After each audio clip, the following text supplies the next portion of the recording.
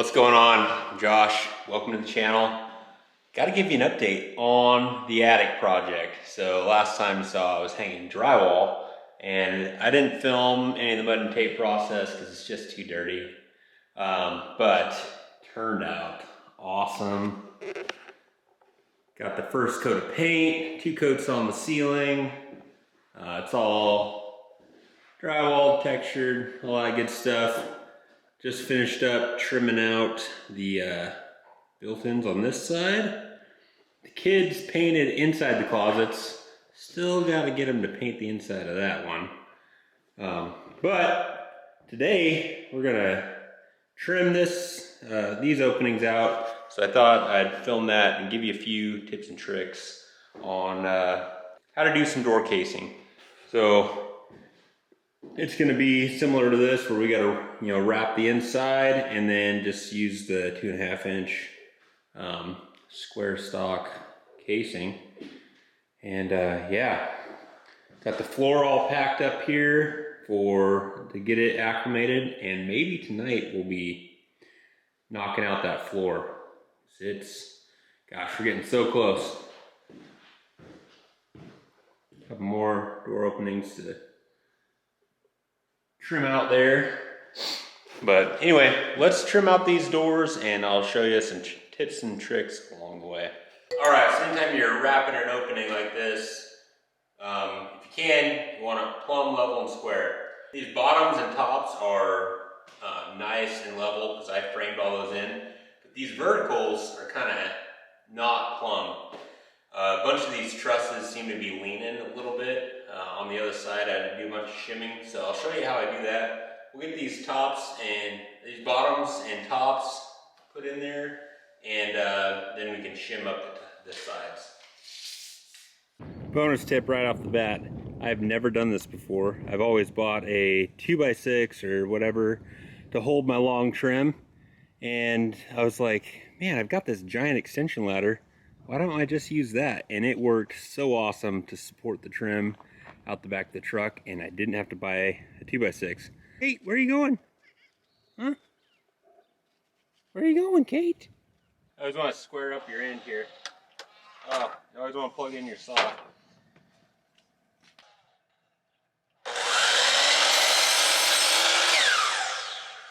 Gauge safety squints.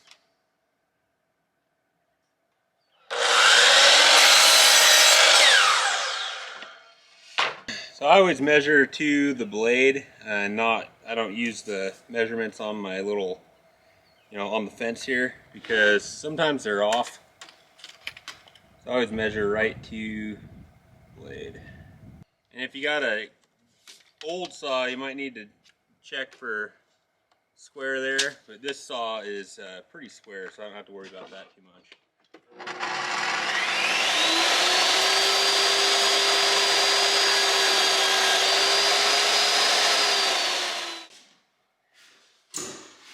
I'll be right back.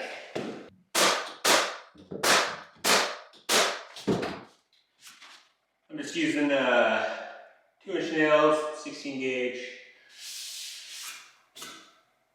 You can use an 18 gauge, but sometimes they won't go in all the way if you hit a hard 2x4, and you'll end up having to set a bunch of nails. So the 16 gauge is nice because the nails are for sure going to go in.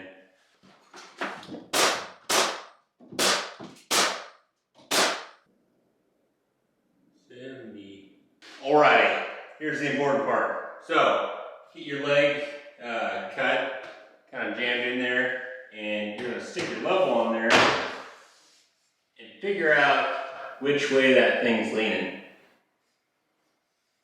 Looks like we can have the bottom nice and tight, because the stud is leaning this way, so we got to shim out the top that direction, which means the bottom can be all the way tight. So I'm going to nail the bottom tight over to the stud.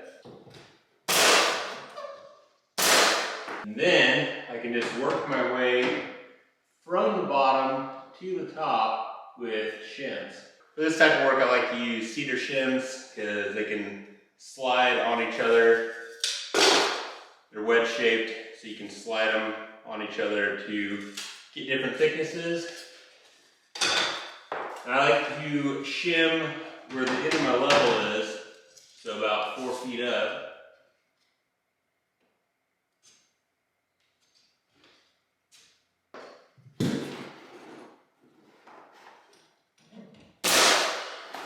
I'm going to shove it in the backside so it's nice and not wobbly.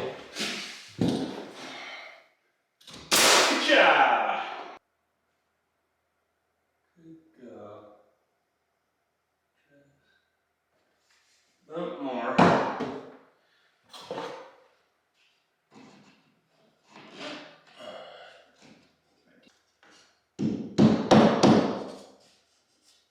Nice. I got that totally level, so now I'm going to make sure I shim it so it doesn't move. Just the pressure against that header is holding it right now. I did make sure you're not cockeyed. Nobody likes being cockeyed.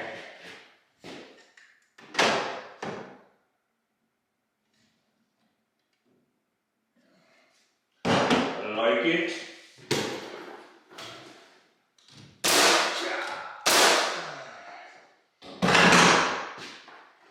Then we want to make sure that we're holding shims in the middle of your span where you held your level. You see this is kind of flexy, and we're going to be like screwing hinges into this for all of our closet doors. So I don't want it to, suck in.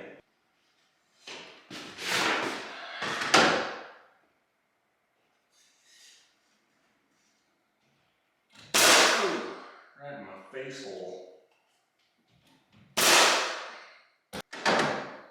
Yeah, and that one bowed in, so we gotta.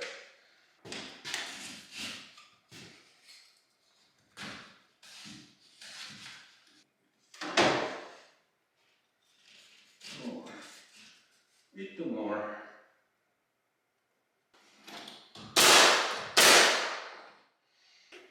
Yeah, so I just got it shimmed in a few spots.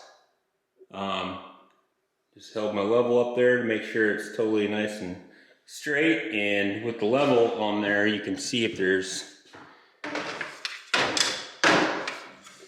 any gaps in it. So that level should be nice and tight against it all the way down. So basically I'm gonna do that all the way across, and then I'll check back in with you. And I'll show you how I cut these off. So an idea that Allison had was to, write some Bible verses on some of the framing before we wrap this thing up. And when she told me that, it reminded me of this verse here in Deuteronomy. It says, "Love the Lord your God with all your heart and all your soul and all your strength. These commandments that I give you today are to be on your hearts. Impress them on your children. Talk about them when you sit at home and when you walk along the road, when you lie down, when you get up. Tie them as symbols on your hands and bind them on your foreheads. Write them on the door frames of your houses and on your gates." So we did that, did some Bible verses kind of all throughout. And, just writing Bible verses on your house doesn't inherently make you good. But our hope and prayer with all this is that these different verses that we wrote down will be like kind of how our family lives and how our girls are raised. And even after the girls are done using this as a playroom and they've moved out, our household will continue to just be a place where people feel loved. And so that's our hope and prayer with this space. Pretty dang excited about it. It's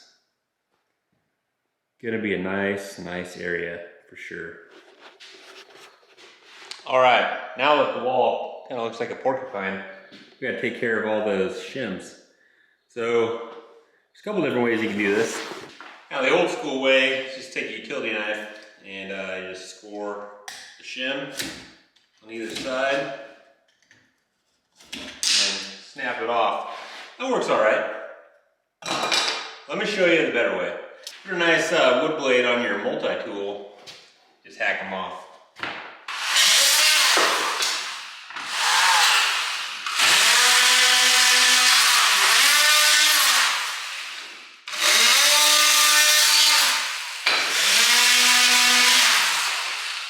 So much faster.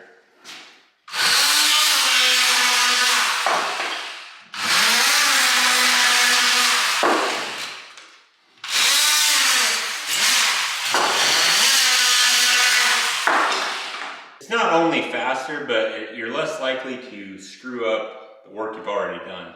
So sometimes when you're trying to break the shims off, they won't break off perfectly flush, and then you got to get in there with a chisel, or when you go to bend them, the shims will just fall out, and then you're stuck with a loose board.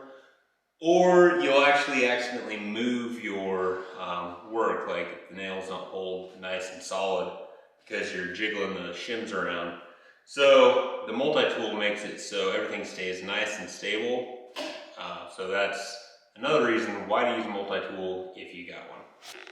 All right, we're kind of getting to the final stages of this where we're gonna case it. And I like to use a 1/4 inch reveal on my casing. And what I mean by that is, see on this side, about a 1/4 inch of the sill material is showing from the front.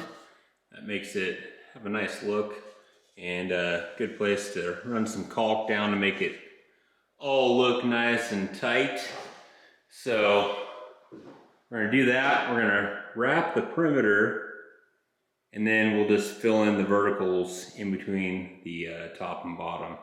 So since we're using a 1/4 inch reveal, I'm gonna measure this length here, 93.5, and then we'll add a 1/2 inch, and that'll be the 1/4 on each side.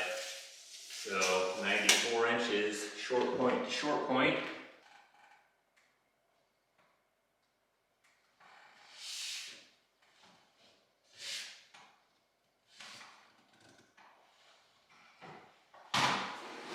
Oh, yeah. Sucker. Shot my leg.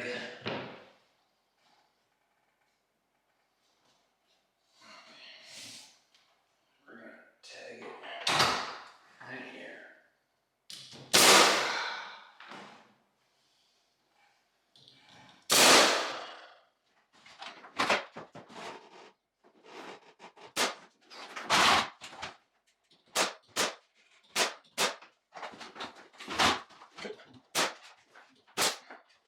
So I basically just made some little 1/4 inch marks on these verticals. That way I can, line it up side to side. Tagged a couple nails in it. Went and checked to make sure I'm on my mark over there. We're all good. So now we'll cut these verticals. This one I just put it on this bottom sill plate, measure up to that top trim board, and just add a 1/4.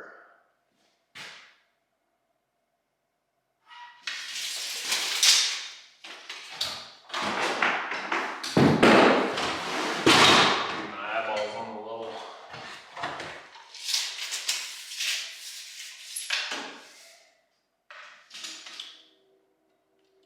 (76 3/16), so we'll go 76 and 7/16. All right, now you just want to test fit your piece. Since we made sure everything was nice and plumb, level, square, all that stuff, 45-degree angle fits nice and tight. That's what you want. And just eyeball down here. Yep, looks good. Then you want to put some glue on this joint here so it doesn't crack. My glue leaves a little bit to be desired here, but it works.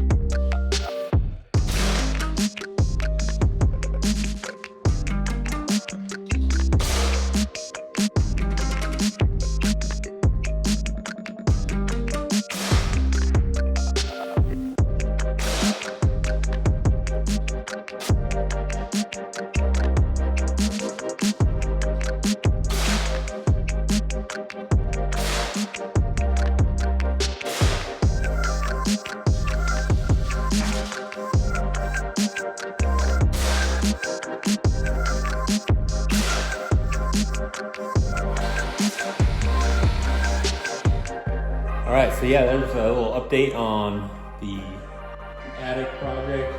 Looking pretty dang good. Few tips and tricks on some trim. Next video should be installing the floor. So I'll do a dedicated video on laminate flooring.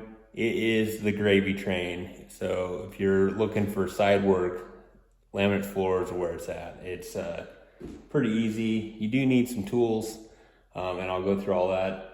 And then I'll do a dedicated video on how to trim out a window and some baseboard. We about got this place wrapped up. Pretty excited.